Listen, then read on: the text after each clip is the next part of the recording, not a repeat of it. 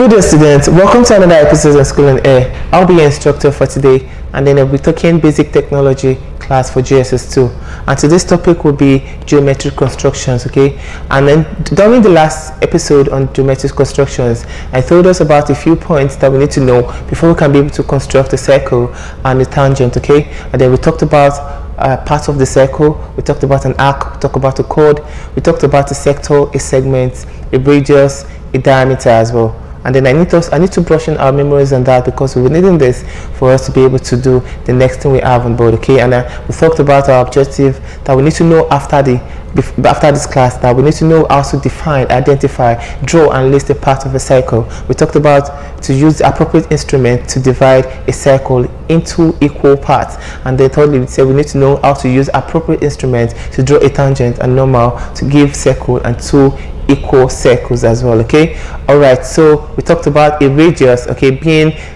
any straight line drawn from a particular point to the edge of the circumference, okay? So when you draw a radius from a point, a radius is a line from the point, the center of the circle, to any point of the circumference of the circle. That's what we call the radius. And then we talked about an arc, that any part of the circumference of the circle rather to enclose in two radii, okay? So the radii might come from the circle and it might be like, so distance between these two radii, it's an arc. All right, so we talked about a chord. Like a chord is a straight line joining two given points of a circumference of a circle. The perpendicular bisector of the chord will pass through the center of the circle. And we talked about the diameter is a chord which passes through the center of the circle. Its length is twice that of a radius. So a radius and a diameter, we can say 2r, okay? R is representing radius and then d is representing diameter. We can say 2r equals a d, okay? So 2r equals a diameter, 2 radius equals a diameter. You can call 2 radius, okay, a radii as well. All right, so we talked about segment, okay? It's an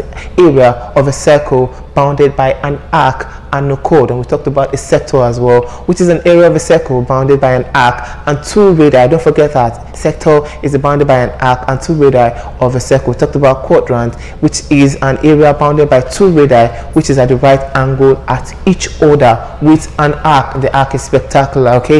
It is 1/4 of the area of a circle. And we talked about a tangent as well, which is a straight line which touches the circumference of a circle, okay, without cutting the circle. So the point of the contact is called the point of tangency, okay? We talked about that in normal cut, a tangent is 90 degrees, not less, not more, okay? So let's go to how we stopped at how to make 12 equal parts of a circle, right? Okay, now let's go. Okay, if you're seeing the figure 1 on the activity 4 down there, okay, now we need to see that's how we need to cut our circle into 12 equal parts, okay? So you need to draw a horizontal line AB, like I explained to you in the previous episode, that you need to draw a horizontal line AB. So the point AB we're mentioning is from the first point to the last point, okay? So we draw a line AB, and then we draw a line AB, and then we need to draw a diameter CD perpendicular to AB, okay? When we talk about diameter, like I explained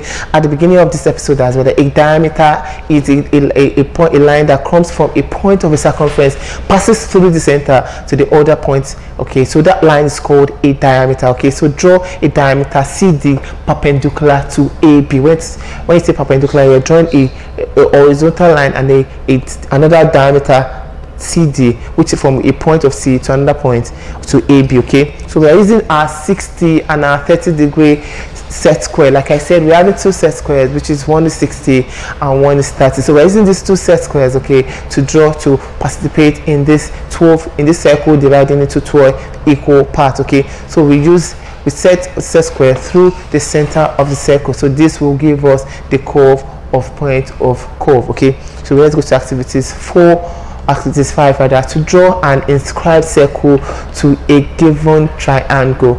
To draw an inscribed circle into a given triangle. So now we are doing 2 shapes, okay, a circle and a triangle. So we're inscribing a circle in a given triangle. So inscribing means you're making the circle fit into a triangle, okay? So first of all, you need to draw a triangle ABC. You draw a triangle ABC which has a angle of 60 and an angle of 30. Don't forget that the sum of angle in a triangle is 180 degrees, okay? So we're having a 60 degree angle